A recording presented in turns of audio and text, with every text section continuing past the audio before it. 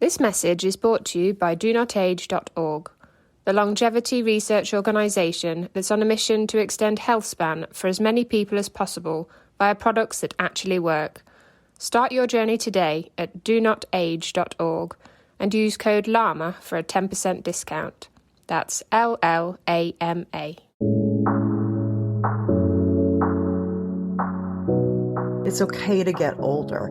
Media and the world around us tells us that that is not true, and we want people to embrace the fact that it's perfectly fine, and it can be perfectly beautiful and wonderful along the way.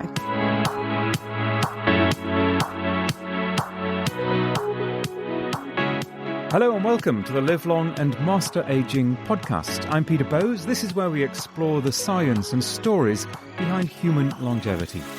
This episode is brought to you in association with Juvicel, the all-in-one longevity supplement that contains 10 key ingredients shown to have a positive impact on health span, as validated by scientific studies.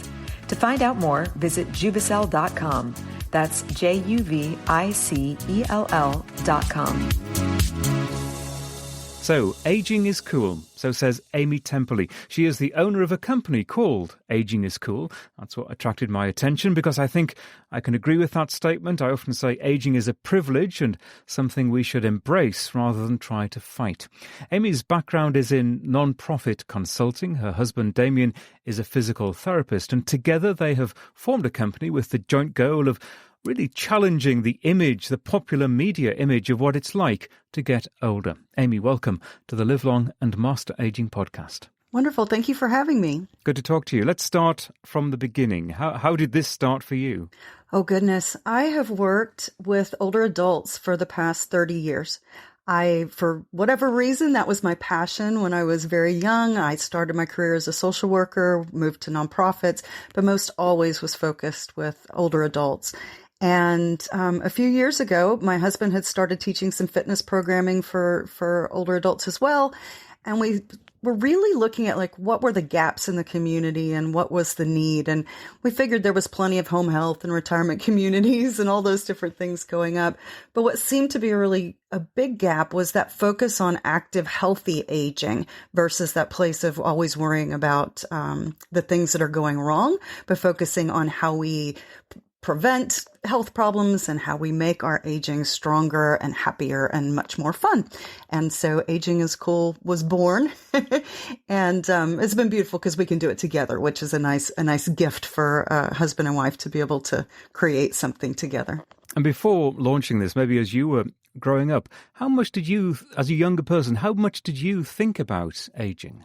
I didn't at all. And I was so blessed that my first internships in college were with adult protective services and in a nursing home. And what I learned was that aging can be a positive thing. And I learned to have a different perspective around people who were getting older. I saw wisdom and energy. We never feel as old on the inside as maybe the years say that we are. And I was seeing that in the people that I was meeting was sort of this robust love for life, and which is a gift because at 21, when I started in working in nursing homes, most people aren't exposed to older people and don't see aging as the positive thing that it can be. At what age do you say that we start being old? It's a very vague expression, a very vague word, isn't it, to be suddenly old? Do you know, I don't anymore. And that's what's so funny is I have friends that are 70, 80, 90 years old, and I don't really consider them old. One of our members is 95, Gladys, and she is so incredibly active and engaged in ways that I don't see some 30-year-olds being that active and engaged. And she doesn't feel old to me. She doesn't feel old to me at all. So to me, old is a feeling.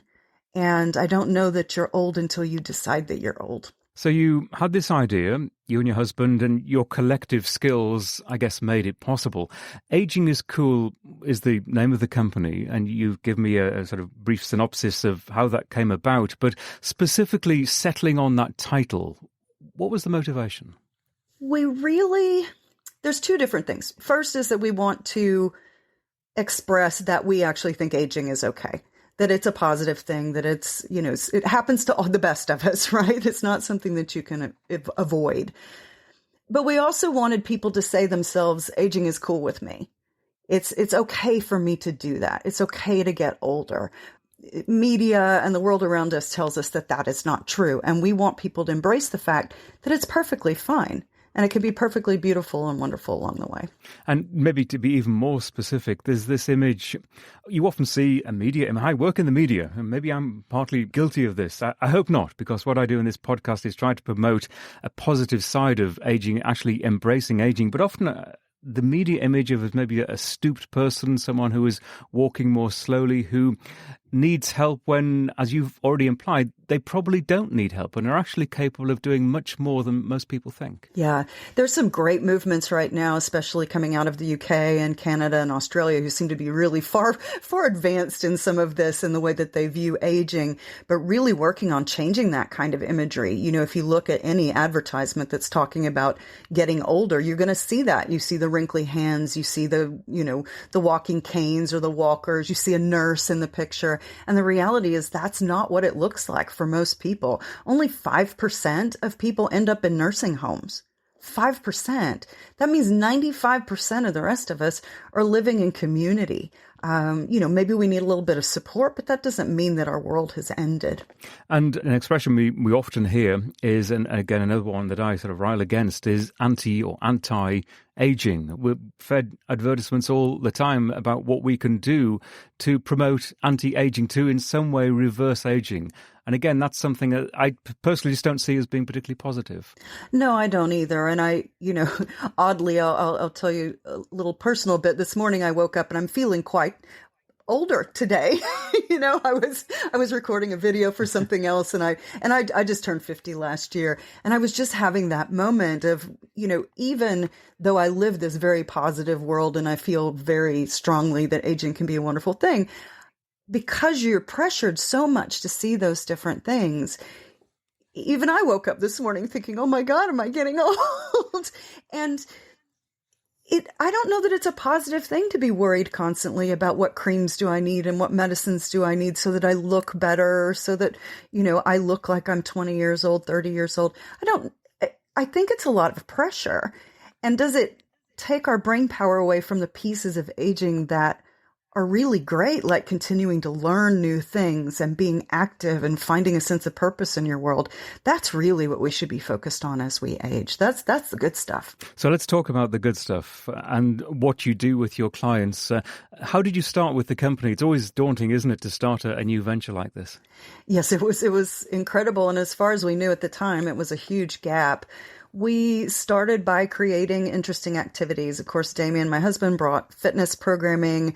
We hired yoga instructors and Tai Chi and belly dance instructors. Lots of fun on the fitness side.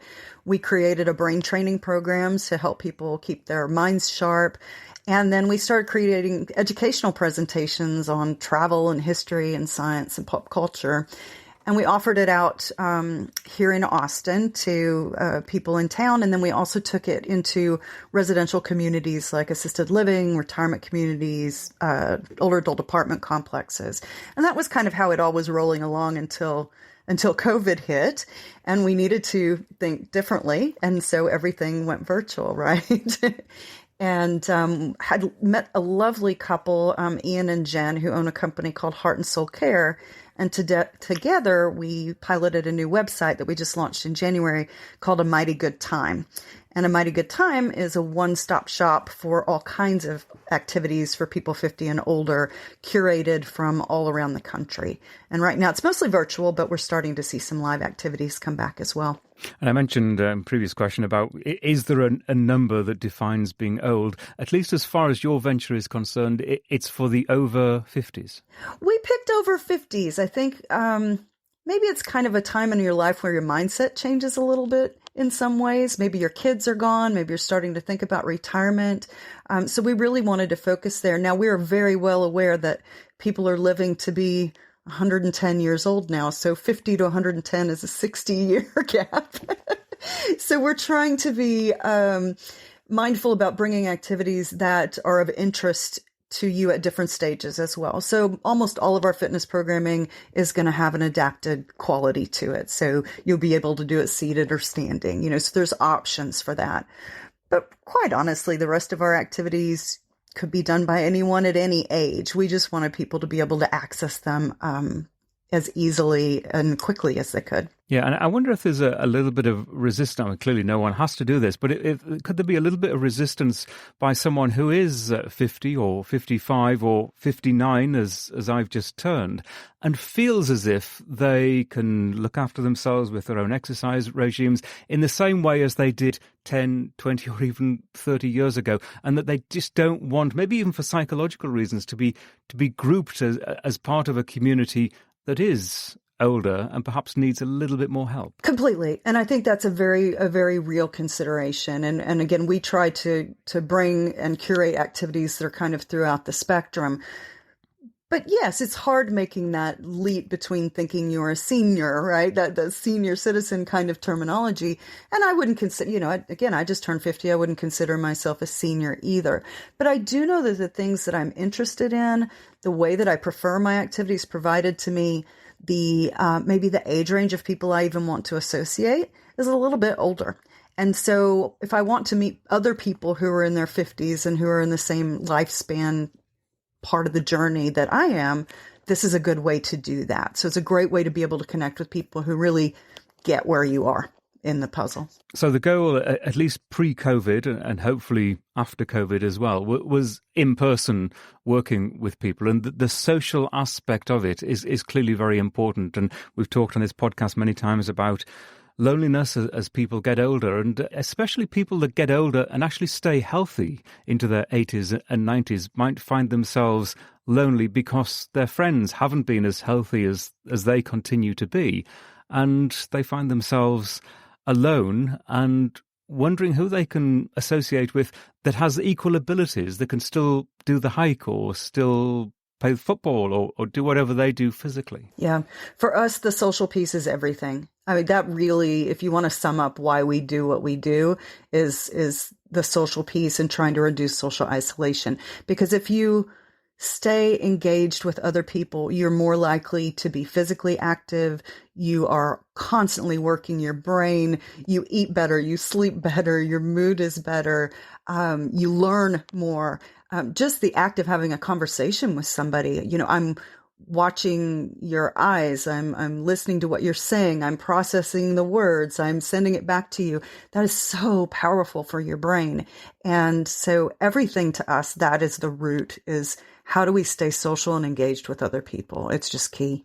So just to dig a little deeper in terms of how you work, in terms of associating with people and those people getting involved with you, how it differs from perhaps someone signing up to a local gym. We very much are about getting to know the people that we work with. We have right now with Aging is Cool, and of course it's changed some with COVID, but we have about 40 active members that join us on virtual programming. We know all of them by name. We check in with them on a regular basis. When COVID hit, we were on the phone making sure everybody was all right. When it was time for vaccines, we were sharing information about how to get the vaccines. So for us, it's much more than just a room full of people who came to exercise. We add that social piece into everything we do. Even if we went out to a residential community to do a presentation or an educational session on, the big band era or whatever the thing is, travel or whatever, there's always going to be opportunities for people to get to know each other, to interact with each other. So it's different in that we're mindful of the other pieces of the puzzle and much more holistic in the way that we provide programming. So this is much more of a club kind of atmosphere. It is for our membership. Yeah, our membership we run through our nonprofit side, and that very much so. People get to know each other very, very deeply. Our other services, when we go out into the community, we used to, prior to COVID, had 30 instructors going to 100 different locations and actually doing all kinds of different classes.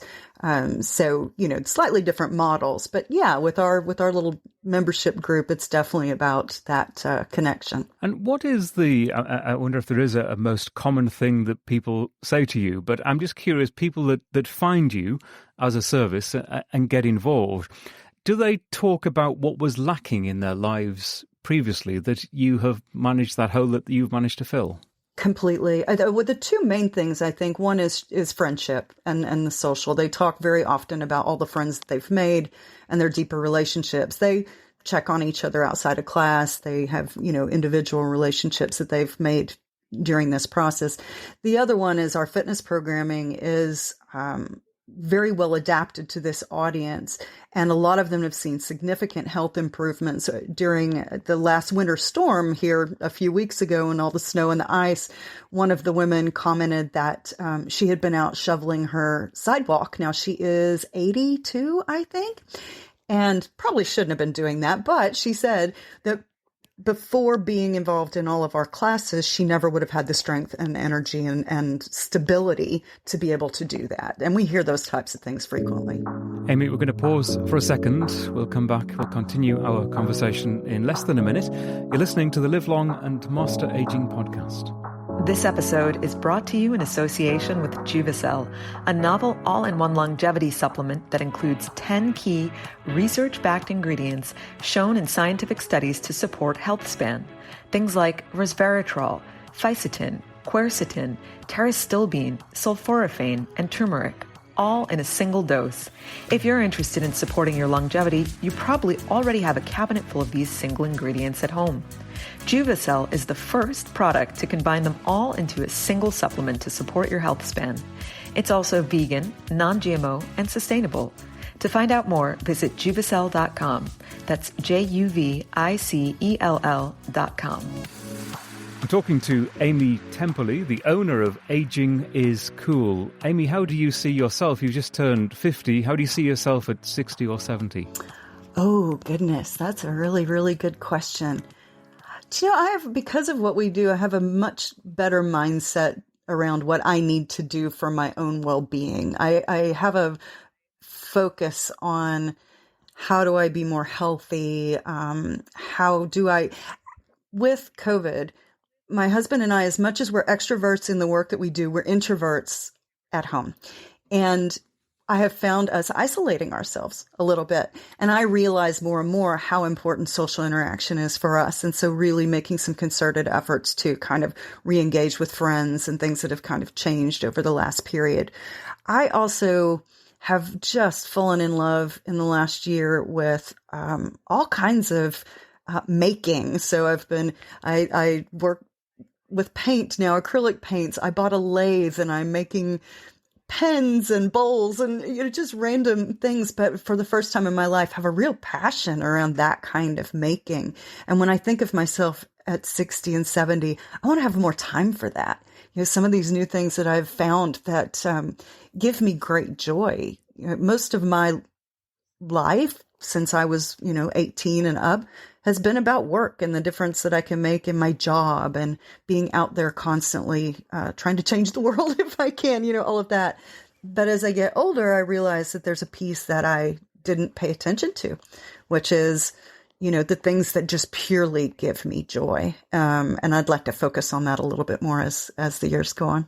I think they're fascinating observations, also in a practical sense, as to what you found yourself doing over the last few months. And I think a lot of people can associate with that our lives have changed, and clearly it's been an incredibly difficult time, a tragic time for so many.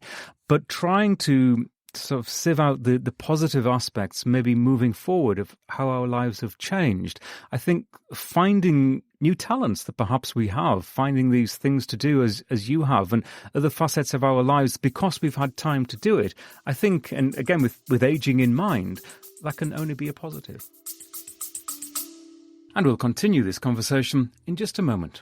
Hey, quick question for you. Are you someone who wants to be fit, healthy, and happy? And what if I told you could get your dream body by simply just listening to a podcast? I'm Josh. And I'm KG, and we are the hosts of the Fit, Healthy, and Happy podcast. Listen, we get it. Fitness isn't easy. Carbs, no carbs. Just stop, okay? It doesn't have to be that complicated. And that's why we made this podcast. We get straight to the facts so you can become your best you. So the way to check us out is click the link in the show notes or search Fit, Healthy, and Happy podcast on any of the major podcast platforms. We'll see you soon.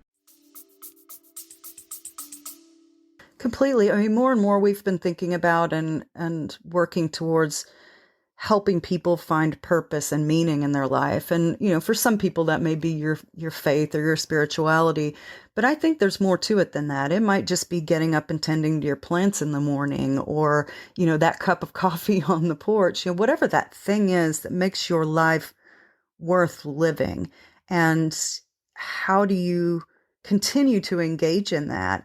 And even as we lose abilities, I mean, I've had 3 back surgeries. I have the back of a 75-year-old woman, to tell the truth. And, you know, I love to garden, and there are some other things that I'm having to make some adaptations to, but okay, so now my flower beds are raised. Or, you know, now I'm doing vegetables in pots instead of, you know, out in our garden. So trying to find the ways to adapt so that you can continue to embrace the things you love rather than lamenting what you've lost. And I think it's a good model for retirement. The life change that so many people fear, and that looming question, what will I do? Sadly, a lot of people devote themselves to their job and raising their family and paying their mortgage. And then suddenly at 65 or whatever the age is, there's a blank piece of paper. And it comes too suddenly for a lot of people. Yeah, and there's still ways to engage in that kind of work. I mean, you could work part-time, or you could, I come out of the nonprofit sector. There is a huge need for volunteers and board members. And so if you still need that to give back, if you still want to use those skills and expertise, there are ways to do that. But it's a great time to reflect on, what did I love to do as a kid and I haven't gotten to do because I had to go to work and raise a family, you know, or wow, maybe I should experiment with this and take an art class or a music class and learn something new, which is just good for your brain anyway. Or get a dog. I think that's a dog. We're talking via Zoom at the moment, so I can actually see you, and in the background there's a dog rolling over and scratching him or herself. A dog is a great activity. Completely. They make you get out and walk and have something to pay attention to, something to love. I mean, we have 4 dogs, so I have a ritual every morning of how I care for them. And I don't think my morning would be the same if I didn't have that little ritual. I totally agree with you. And I plan in hopefully the near future to do an entire episode about the benefits of owning dogs and actually looking at dog longevity as well, which is a very interesting topic on its own. But I'm a huge fan. I've got my own dog. I cannot be up for more than 30 minutes and having drunk my morning coffee before we've got to go out and go for that long 1-hour hike. It's really good for both of us. Just getting back to aging, I'm curious what your thoughts on this subject are. Here we are in the United States. We've got a president who is 78 years old, a former president who is in his early 70s, a political establishment that tends to be very old, if you look at members of the Senate and the House of Representatives as well. And I'm just wondering whether our elected officials, whether it's in this country or elsewhere, take on the responsibility of promoting positive aging in the way that you would like to see? Ooh, that's an excellent question. You know, I don't think I've seen anyone take it on as a platform. I think they've definitely demonstrated that they can still be active and engaged, and they have the brains and the knowledge and the background to do that. But it would be interesting to see someone take it on and kind of challenge the establishment. That said, I also feel strongly about diversity in all our, you know, in our work and in our political system, particularly in our nonprofits, the way we serve people, to, you know, have people of all ages and all colors and all orientations, and how powerful that is. So despite the fact that maybe, you know, that we have older leaders, I think it's very important that we engage people at all ages and that we find opportunities, even in our own lives, to do that as well. That's, you know, that's a great way to learn new things and to pass on wisdom. We need all the ages together to interact. Yeah, I think you're right. And I agree with you. I think it would be wonderful if a political platform would embrace the kind of topics that we've been talking about, and not only in a political sense, but embracing healthcare and what it means to get older and the positive benefits of being healthy and old. And perhaps this is how a politician could do it, by relating it to the fiscal implications, the positive implications of having an older generation, which is exactly what you're working towards by embracing physical activity with older people. I do a lot of work here in Austin through the Aging Services Council, and I serve on the Commission for Seniors here in Austin, Texas as well. And, there is a lot that's not being paid attention to as we get older in order to serve people in a different way. And it is disconcerting. I mean, even in our homeless population here in Austin, 26% of them are over age 50. Those rates are growing higher. So there's a lot of attention that needs to be made just to issues of age and aging and society in general. We're starting to see some movements. It's nice to start to see some movements. I think since the baby boomers started turning 65 and everybody finally looked at the demographics and went, oh my gosh, what are we going to do with this? But we also knew it was coming. 30 years ago, we were talking about, what happens when the baby boomers turn 65? And we didn't do much about it then. So it's a little bit delayed and behind the curve, but it's coming. I think change is coming. Yeah, I think the progression of the boomers, and we did a recent episode devoted to precisely that generation, which includes myself. I'm on the lower end of the demographic. But I think what it brings home to you is how quickly time passes, and that the boomers are actually getting on in age right now. Boomers, those of us in that group, need to adapt to it. I'm curious, we often talk about life hacks and what you've learned through your profession that you might apply to your own life and things that you do now to promote your own longevity. Is there something perhaps you say you didn't think about aging very much as a younger person, but you clearly think about it a lot now? Is there something you do every day? Movement is one of them. And as I mentioned, I have some physical limitations with my back. So just walking, even if you can just get up a little bit and move your body to some degree every day, I think that's really, really important. I'm much more mindful about rest too, paying attention to when my body is worn out and actually not pushing it so far that I'm, exhausted for the next week. So understanding that as we get older, that our body may need more recuperation time. And then, as I mentioned, just that social piece is remembering that that's really important. Especially right now, you kind of have to schedule it in because it doesn't accidentally happen, especially if you're home-based like I am. So you really have to make a choice to engage with people. And as we hopefully break out of COVID, I think there is certainly light at the end of the tunnel. We're not there yet. We're beginning to get significant portions of the population vaccinated, but it is going to take time.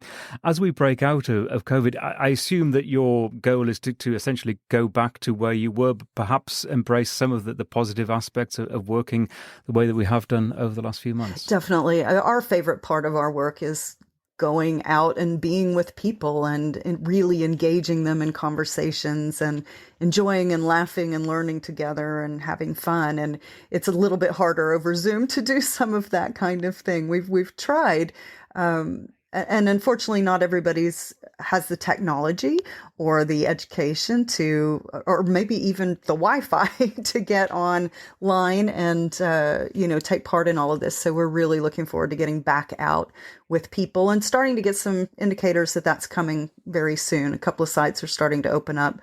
Once we get our vaccines, we'll be good to go. And your latest venture, A Mighty Good Time, born out of the events of, I assume, the last few months, that is something that will continue? It will. Right now, most of the activities there are virtual or phone-based, so you can access them from anywhere. But as things start to open up, we'll have more in-person events, and you'll be able to search by zip code and what topics you're interested in and find something close to you. Do you have an inspiring story that you've heard come out of COVID and perhaps this latest venture, what it's doing to help people's lives? I guess, I mentioned our friend Gladys, who's 95, and she's kind of our poster child because she's just really super engaged and she's active on social media and she just gets it, And sadly, at the beginning of COVID, she was living alone and her family was, quite concerned about her. And they moved her, obviously with her permission, up to, I think she's in Illinois now. And it was a major change for her. She'd lived in the same house, I think, for, 60 or 70 years. It was a really big problem for her. But because we're virtual, she's been able to get on to classes sometimes twice a day with all her old friends. And that has been such a gift to be able to do that. And what I love about Gladys is, her friends are everywhere from 50 to 95. She just has this fantastic range of people, and she's able to do that from afar. And I think that's the beauty of the virtual programming. We're able to access and hit some people now that, were home-based or maybe had transportation issues, and now everybody can access it anytime. So hopefully that will always be a part of the puzzle, I think, always. Yeah, and I hear it time and time again from people in your line of work, the value and the importance of older people having friends who are from other generations, from younger generations. That's helpful to everyone. Yeah, I think it rubs off on you when you have people that are younger than you. I know I feel that way when I hang around some Gen Z or my nieces. I get a little bit of that and keep up with current stuff. It's all important. Amy, I think you're doing valuable work. For anyone listening to this, they'd like to get involved. What should they do? I start with going to amightygoodtime.com and just see if there are classes and things that you're interested in. You don't even have to log in. You can go into the website and use it for free without, signing up. If you do sign in, it's still free for you to use. It just lets you favorite some of your activities so that you can, easily refer to them. So it lets you start a little page of your own with all your favorite activities on it. But yeah, start there, see what you like, and try out some of this stuff. Most of the classes are free. And obviously it's great that it's free. And obviously being online, this is potentially open to an international audience. We hope so. That would be a beautiful gift if we can get that far, but we are just getting started. So. Just getting started. Excellent. Really good work. Really good to talk to you. Best of luck to you and to your husband. I think it's extremely valuable work. Thank you so much. It was great to be here with you. And if you would like to read more about Aging is Cool, I will, as ever, put some details into the show notes for this episode. You'll find them at the Live Long and Master Aging website, lamapodcast.com, LLAMA podcast.com. The LLAMA Podcast is a HealthSpan media production. If you enjoy what we do, you can rate and review us at Apple Podcasts. You can follow us in social media at LLAMA Podcast and direct message me at Peter Bowes. Take care and thanks for listening.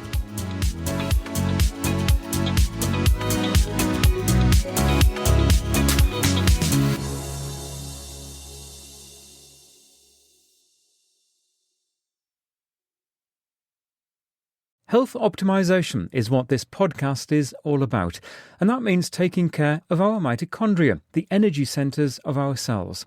Physical strength, avoiding frailty is key, and that's why the science behind urolithin A and the work of Timeline Nutrition is so interesting. You can find out more and get a discount code at our website and in the show notes for this episode.